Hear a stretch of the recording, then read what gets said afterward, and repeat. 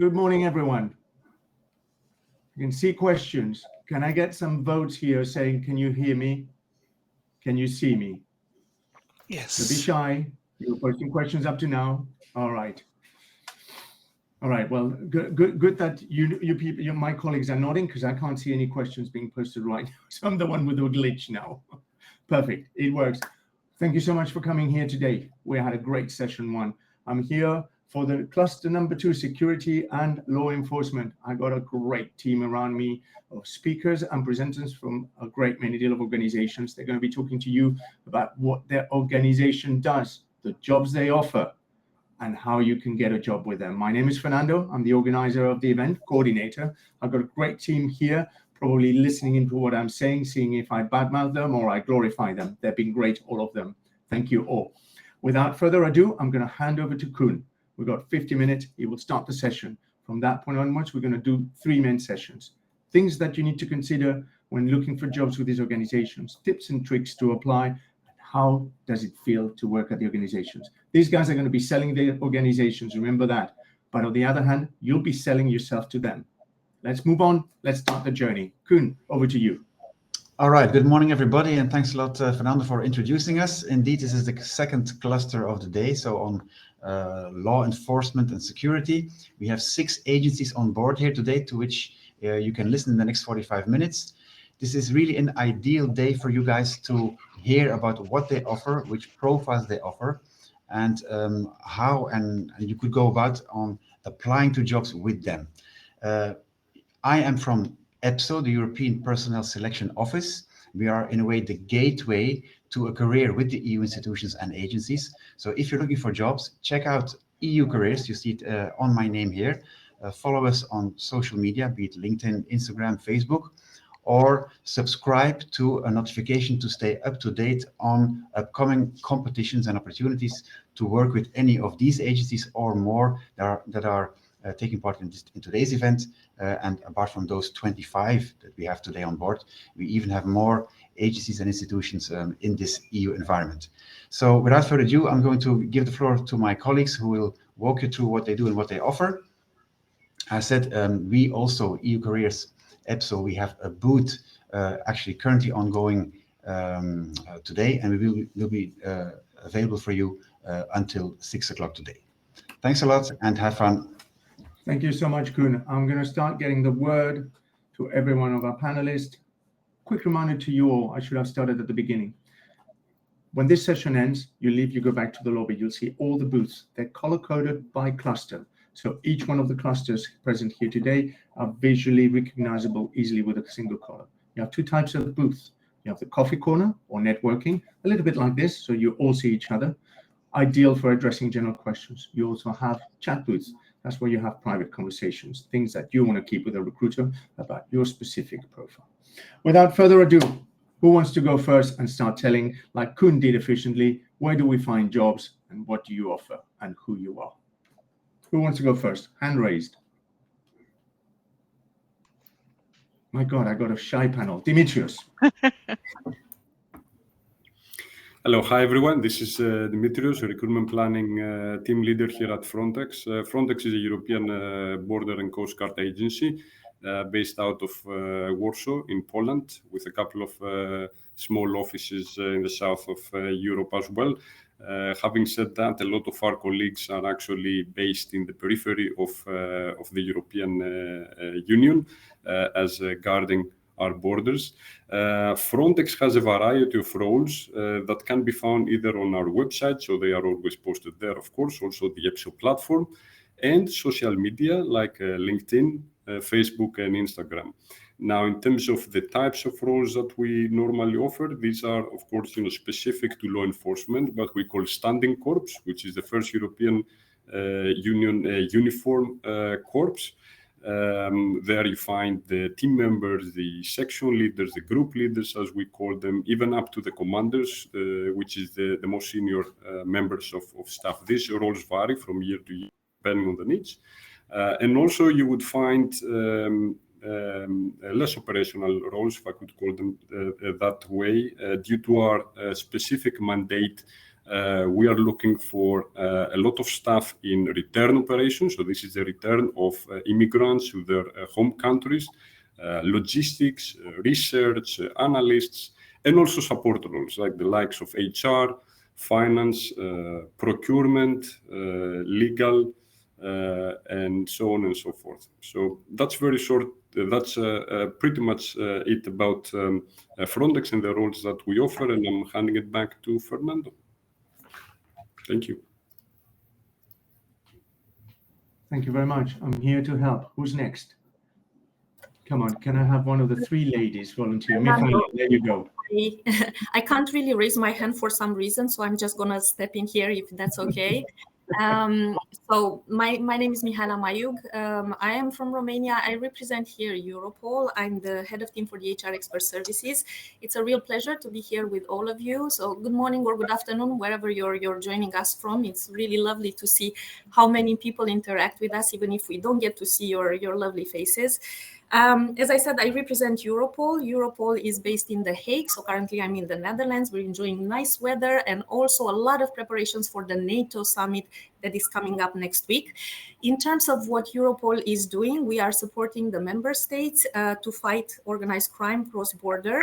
That's basically it in a nutshell. In terms of positions we offer, pretty much like my colleague from Frontex, we also do have positions which are offered only to the people coming from the competent authorities in the member states, and these are the restricted positions. We're talking here about specialists in all crime areas and also analysts as well, but also non-restricted positions which are open to civilians as well, such as administrative positions, HR, IT, finance, data protection, legal, etc. There is a whole of contracts that we offer. You will have a lot more details in the more detailed presentation provided in the three coffee chats that will follow. We will be available online until 3 o'clock, and my colleagues will introduce to you the details of our selection and recruitment process. Thank you. Fantastic. One thing that comes to mind, different locations, different nationalities, different languages. Who wants to pick up on that as they move on to answering the question of what they offer? I can go next. Good, Konstantinos. I will to name volunteers. So, hello, I'm Konstantinos Anastasiadis from the European Defence Agency. I work in the HR unit.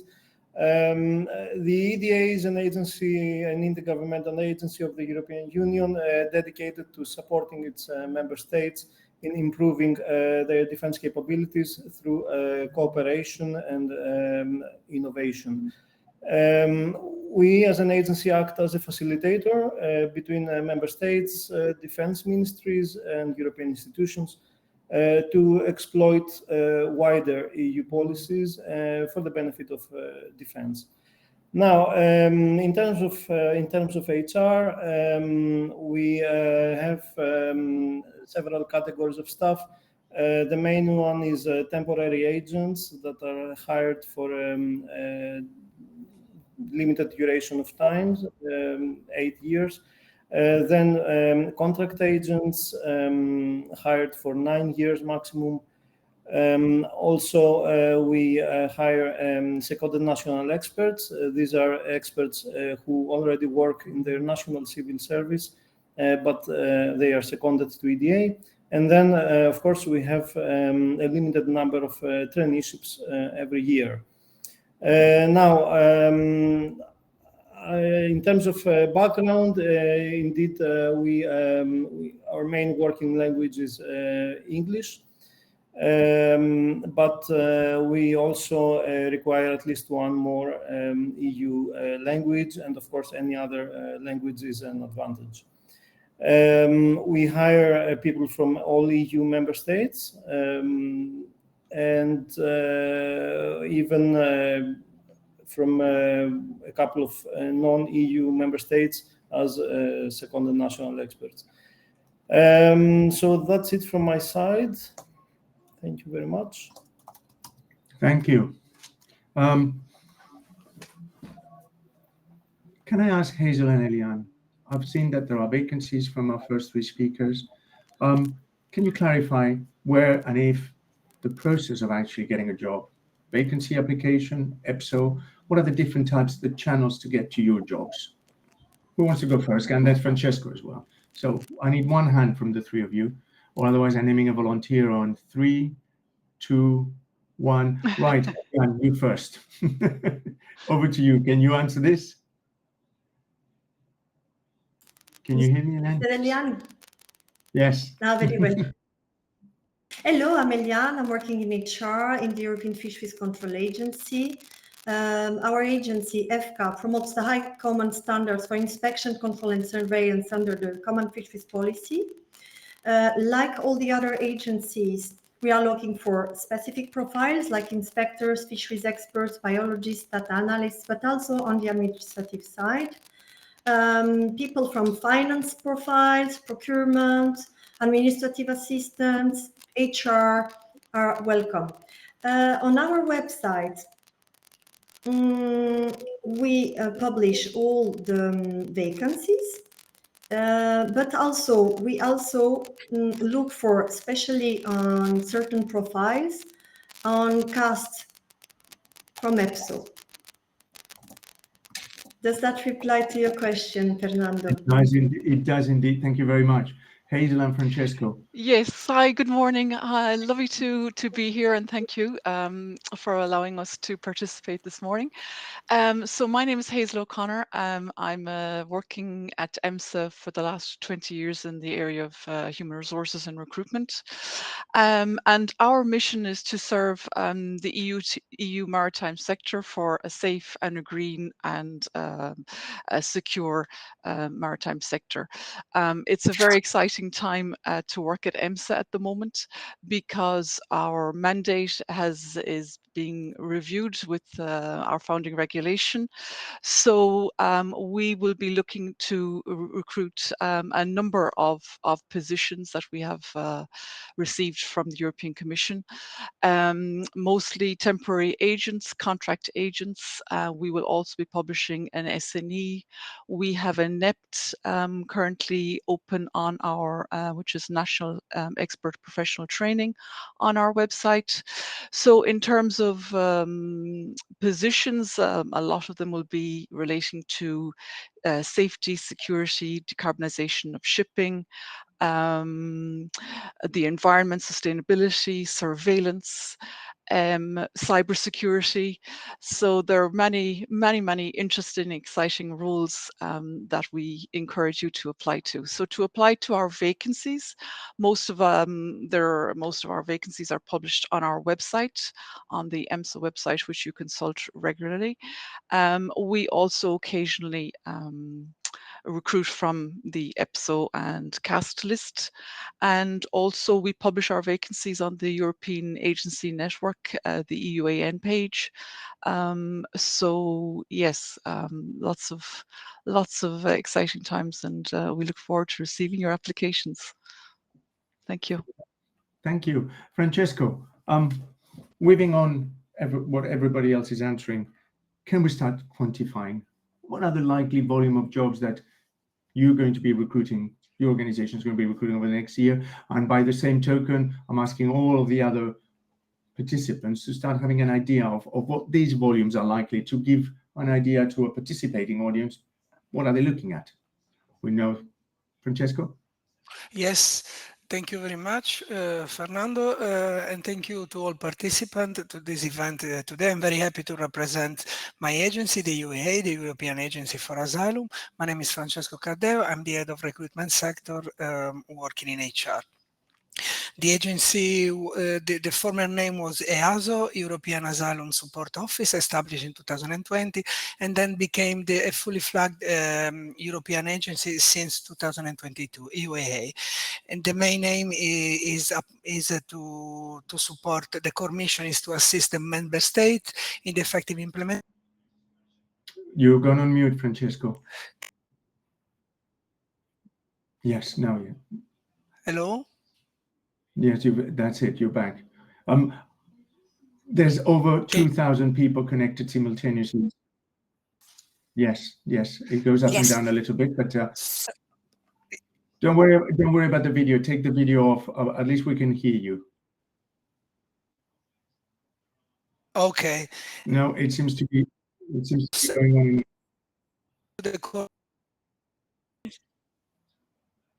on. Francesco, let's do this differently. I suggest that you log out of the. We can't hear you. And log out of the live stream, shut down the browser, re-enter. You will still be welcomed, obviously. But in the meantime, I don't want to waste the little time we have because there's a lot of people. Okay. I think it's glitching. So if you can reboot your browser, and then we'll come back to you. Okay. Thank you. Sorry about this, but it just keeps on going up and down. We'll welcome you soon. Okay. Oh, it's back. It seems to be stable. Let me hand over now to the other ones. Let's see if your connection is stable. In terms of work volumes, in terms of applications, Dimitros.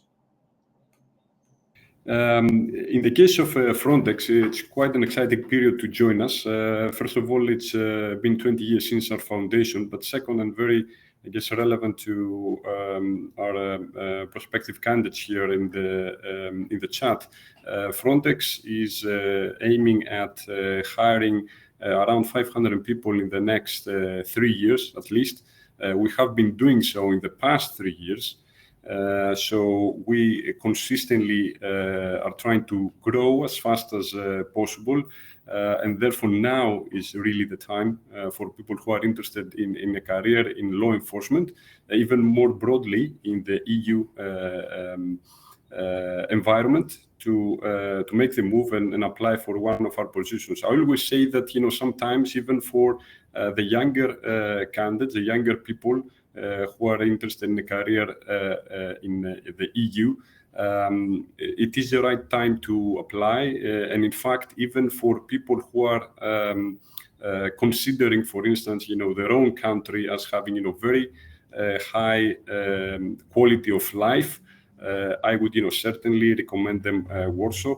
I came from the UK. For me, Warsaw was a bet, but actually it's a very nice, very modern place to live, both for younger people, but also in order to raise a family. So again, highly recommended place to live here at Warsaw, and lots of opportunities in terms of plenty of vacancies in the next few years.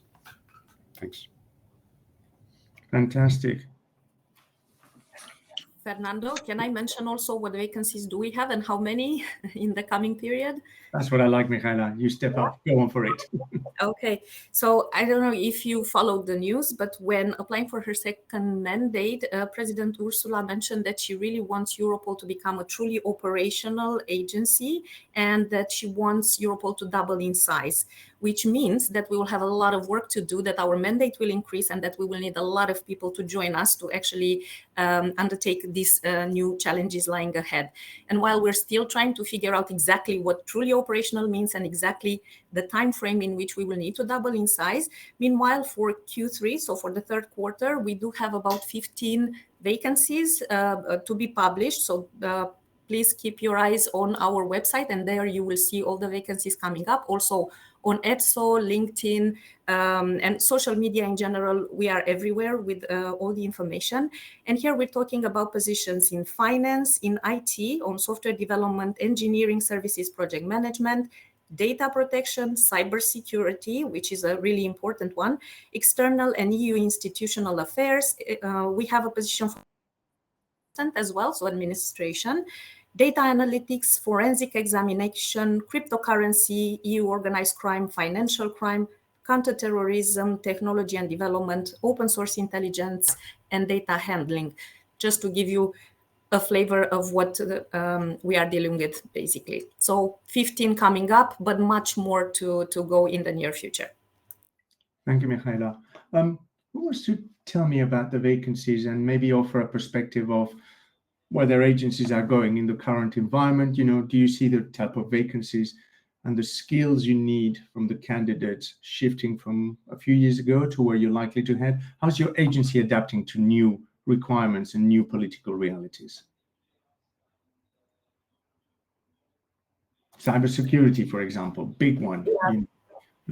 AI, You know, is there a career for everybody in your organizations? Hazel, Eliane. Yes, certainly. Those profiles are becoming more and more evident, and the need for those clearly in the maritime sector is growing more and more. And for that reason, as part of that has been recognised as part of our new mandate going forward for the need for cybersecurity, and we have many digital applications which support our services here at EMSA, and as a result, we need that cybersecurity, let's say, role to be played at EMSA. So we are frequently being, trained. Our staff are being trained, and yes, if we're very much going down that road and adapting to those needs of artificial intelligence with respect to human resources, with respect to our different sectors, and the cybersecurity indeed. Okay. Now, thank you, Hazel. Eliane, Konstantinos, as the skill sets change, what have you noticed in terms of applications from the candidates? Good tips, bad tips. Let's move to that part of the conversation. Hello from my side. It's true that nowadays we receive more and more qualified applications. We see it already with our traineeships. The applicants are becoming highly qualified with several degrees. It often becomes difficult to choose between excellent and excellent. We only to mention a number. For our traineeship program this year, we received more than 5,400 applications for 19 traineeship positions. What we noticed is that we have highly skilled candidates. Since you mentioned cyber, for example, it's one of the domains that we see many qualified candidates. Also on the space domain, for example, I mean, talking about EDA's domains, also for counter-terrorism. Then on another aspect, we see very multilingual candidates. Our average candidate speaks at least 3 languages. These are some examples that we see from on our day-to-day work, and they are much more aware, speaking about EDA always, of defense, of the defense environment now, also because of the current international situation. They are much more involved, and they really choose very targeted domains of studies, which was less the case in the past. In the past, we could see more broader domains, but now they really go deeper into very specific niche areas. So this is at first sight something we notice nowadays when we screen applications. Yes, I would echo that those comments of Konstantinos with respect to the applicants, and certainly for the interview process, I would also stress for our audience the importance of communication skills and personal skills, soft skills that as a public sector vis-a-vis the private sector, let's say, we put an emphasis on the all-round package, the all-round person, if you like, not just to have just the technical skills, but you must also be strong in your personal skills, your communication skills, working as part of a team. They're all values that we put when we're evaluating candidates and in the screening and interview process. It's interesting. In the previous cluster, I think it was Olivier that said that to the hard skills come the soft skills. So now that Francesco's back, I'd like to ask him, when competition, it's almost like seeing that race of Asterix and Obelix where they all run and finish the race at the same time. What's the differentiating criteria once everybody passes that. You know, what do you look for beyond the degrees?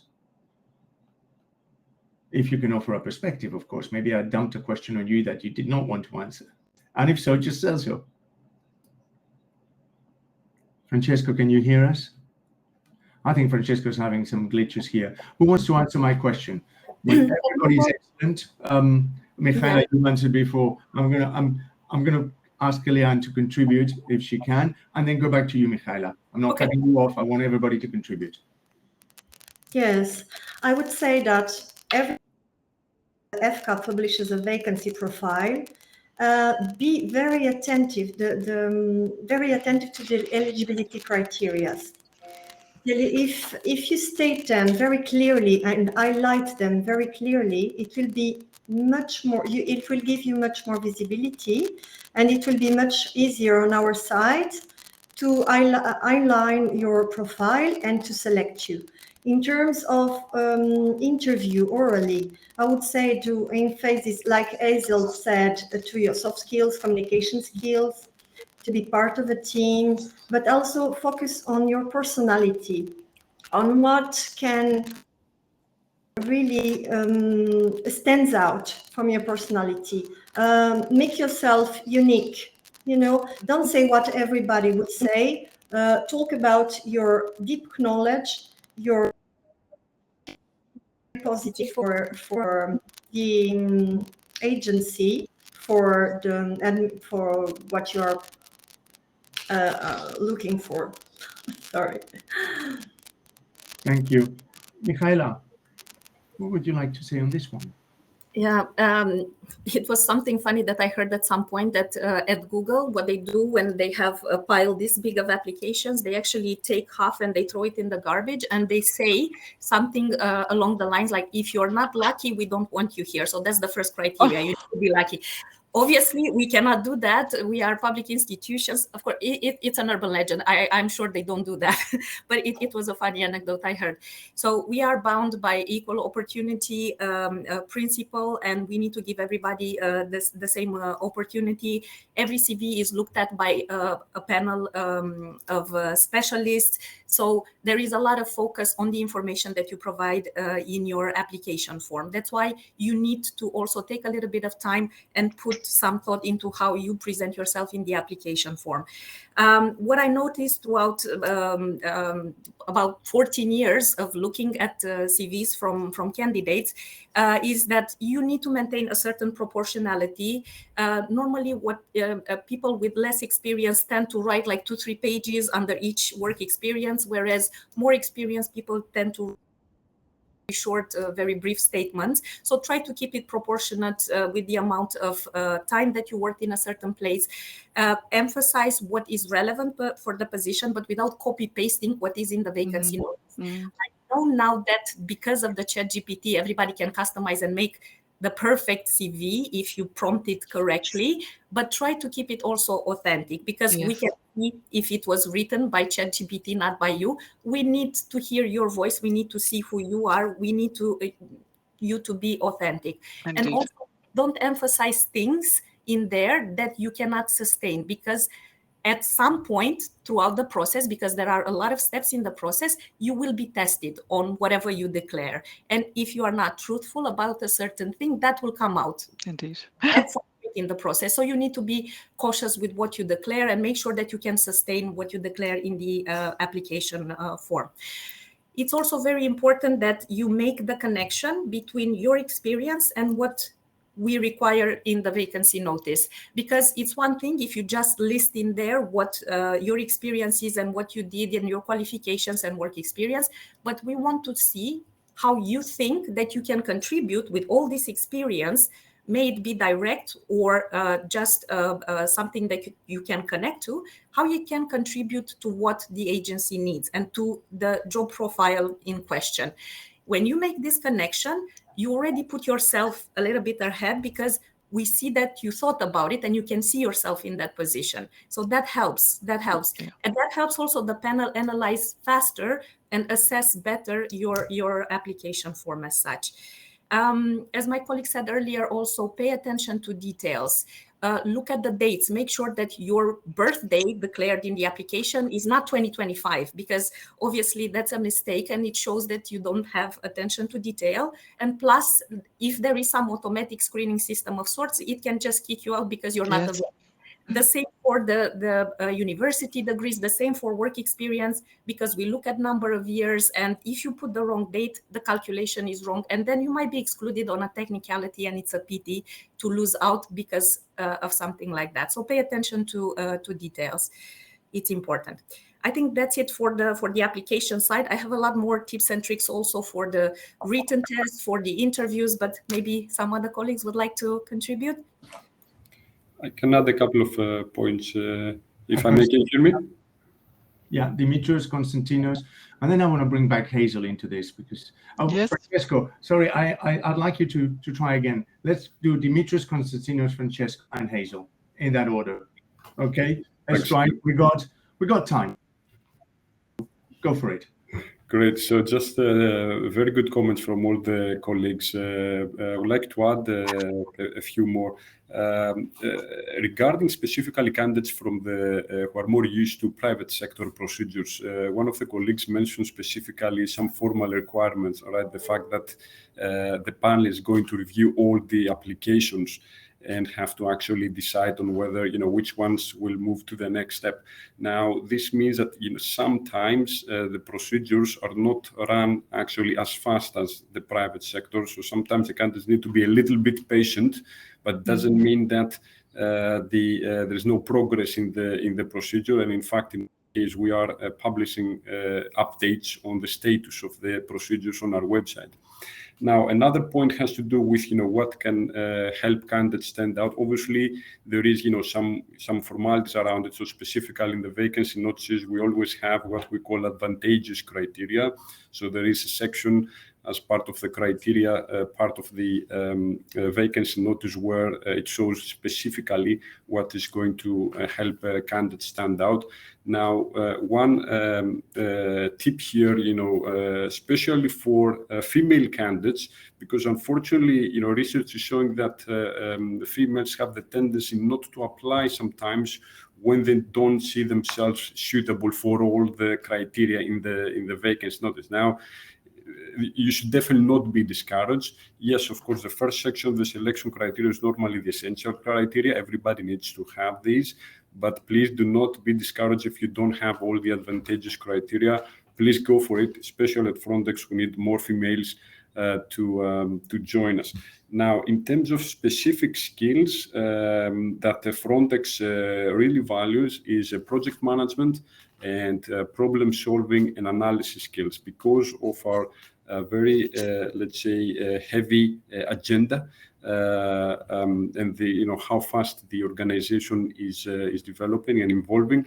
We need to be able to make fast decisions, and therefore we need people who can present concisely and clearly a topic and also proposals in order to enable the decision makers to make decisions, and hence why these skills are important to us. Thank you. Thank you. Konstantinos. I believe most points, all points are covered by the colleagues. I only wanted to add on to complement Mihaela on the attention to detail. It's something we see more and more often than you think. It's we all know that candidates copy their applications from a master CV or a master motivation letter or from another application that they did. So in that case, please don't forget to change the name of the agency that you are applying for. Because if you say that, if you write that, hello, I would like to apply for the position of project officer at EDA, but you are applying at EMSA or another agency, that will not reflect very well. Yes. We see this more often than you think. Thank you. I'm going to ask Francesco to comment now. Yes. Give him a shot. Can you hear me? Go for it. Yes. So, yes. Thank you. List in your application, try to through, because single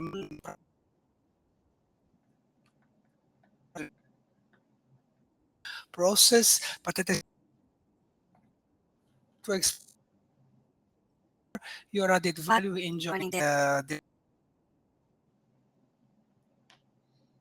and also if there is a section, not only the part, if there is a section how to justify how your application, how your step is meeting this, please try to use concrete example, proving what you are doing and how you meet those criteria.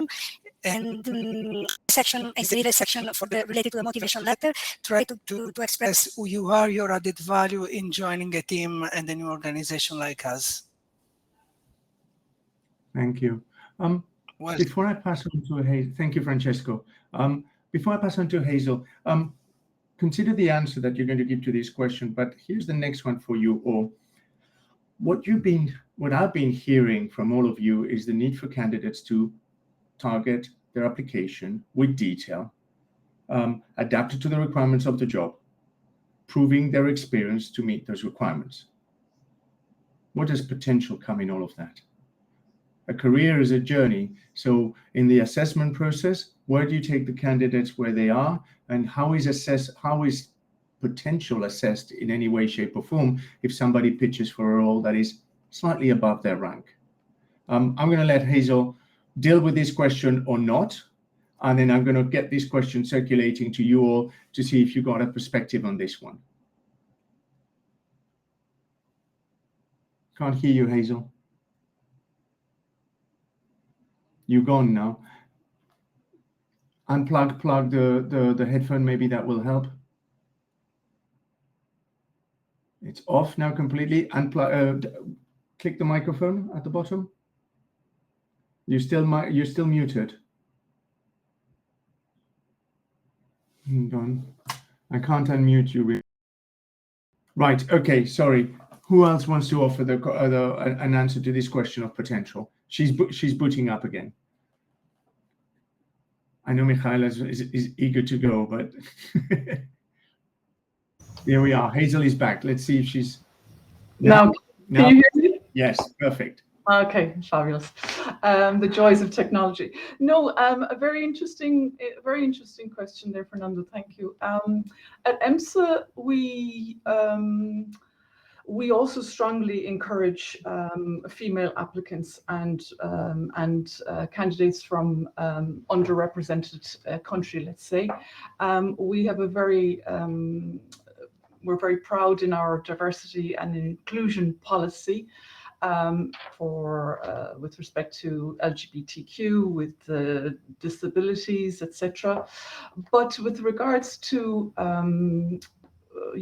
attracting applications with respect to that, we are all very much trained in bias with respect to selection procedures, and for that reason our CVs, our selection process is all anonymous with respect to the members of the selection panel. So that, I think, opens it up and gives people greater opportunities and encouragement to apply.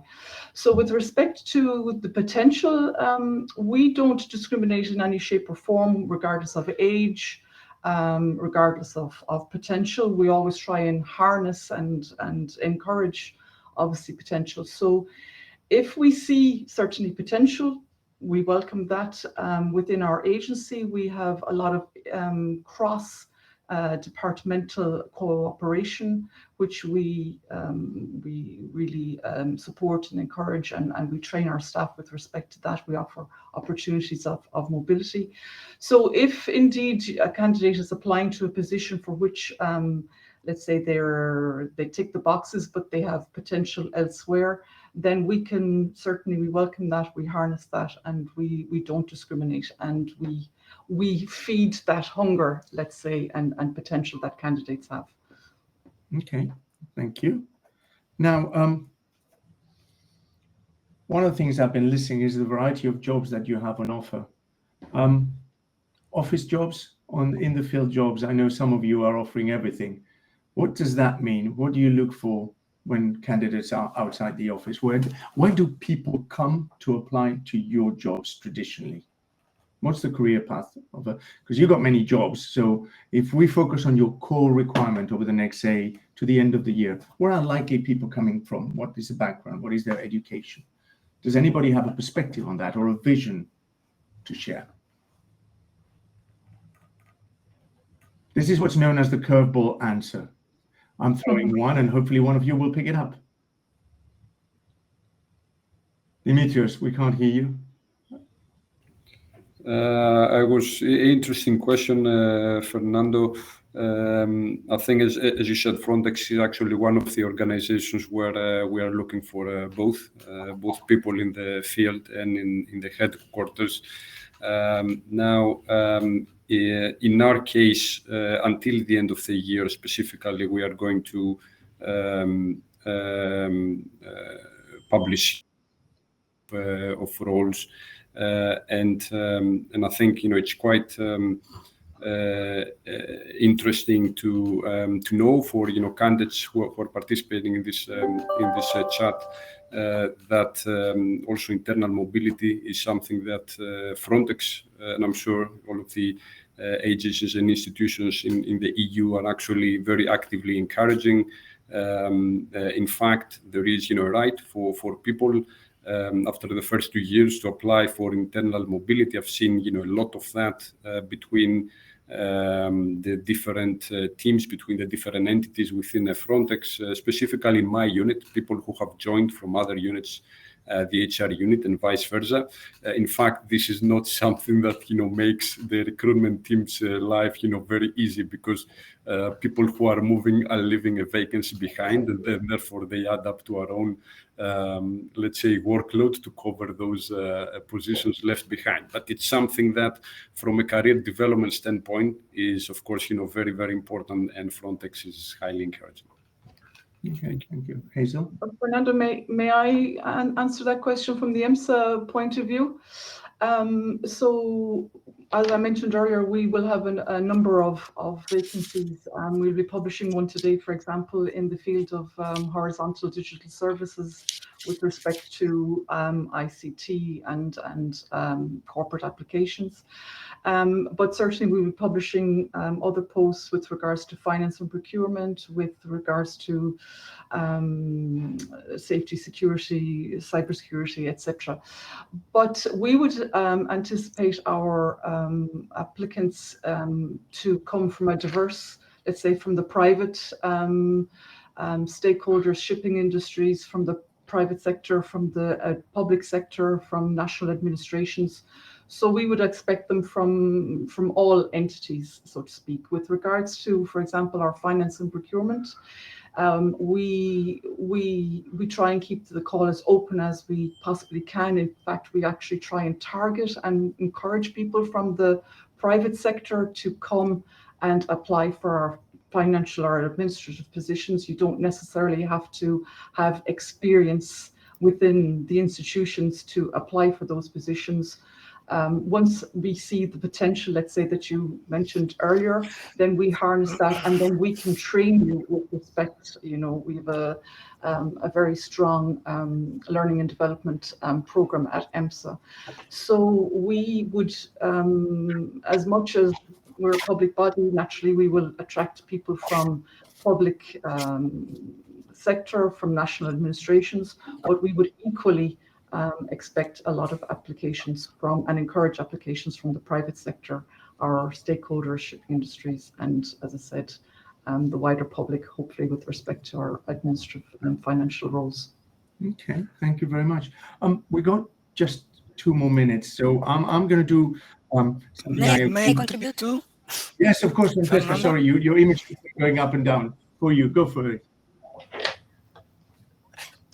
Yes, yes. Francesco. Just to add that the current vacancy notice, yes, the current vacancy notice open for presented by my colleagues during the coffee corner, and I would say that in addition to the administrative role linked to ICT, HR, procurement, and finance, we have plenty of opportunities linked to the operational and technical assistance that we provide to the member states. we have vacancy notice linked to the training and professional development area of work in which we work, training officer and so on. We have another important area, asylum knowledge, because we are a center of expertise in this, so we recruit also expert in asylum, in reception, and so also statistician, because we are looking for collecting qualitative and quantitative data related to asylum. And we also have the position related to another core area, which is the external dimension, because we provide support also to third countries in this regard. Thank you, Francesco. I'm going Fernando, to 30 seconds for me to add as well. This is your session. Go for it. Oh, thank you very much. So from EDA side, since project management is the main activity of the agency, we are mainly looking for project officers in different areas of expertise. And they can come from any kind of environment, from the industry or from other EU institutions or public institutions, as well as the national public service. Different scientific fields as well, in research and innovation, and then of course we are looking also for administrators or assistants in several areas, such as media and communication, policy advice, computer science, infrastructure and facility management, human resources, of course, finance, or public procurement and legal affairs. So that's all from my side. Fantastic. Thank you so much. Thank you to all about for posting your questions. I'm sorry I haven't been able to flag them all. You will have the opportunity to do so when the session finishes, either on that side of the screen or that side of the screen, depending on how your screen is set up. You will find a little arrow that will take you back to the lobby, where you will be able to access the coffee corners and the chat booths of all our exhibitors. This is where you will ask them all the questions that you've been posting here. I know they've been looking at them as well, because I could see their eyes. So remind them of the questions, ask them. It's your opportunity. I think there's many opportunities in terms of employment coming up over the next 6 months to a year. Now's the time to join these organizations. We are going to be, as an agency, continue to support all our exhibitors in finding people like you, and we'll be helping you very shortly by launching a career coaching service and support service to help you. What people said here during the AI, helping you, making sure that voice actually becomes your voice. So do your own trip at the first interview. Anybody can prompt your CV. Very few people can actually make it their story. Without further ado, I'm now 2 minutes past the time. I have to thank all my wonderful speakers for their contributions, for their energy, for the fact that they demonstrated that Europe is one, united, and offers a cohesive voice. You have career options here, all of you. I wish I could look at you in the eyes, but there's over 900 of you right now posting. There you are. Thank you. Say a big thank you to the member panels. You guys are all doing it. I think that for some of them, this was their first time. I think they've enjoyed it. At least I'm hoping so. And I'm now encouraging you to leave the session, go to the queues. Remember, you can queue in several chat booths and coffee corners. When it's your turn to speak, you will be pulled into that conversation. So thank you for attending. Have fun. Get a job. Talk to you later. Bye-bye. Bye. Bye. Thank you to all the. That's it.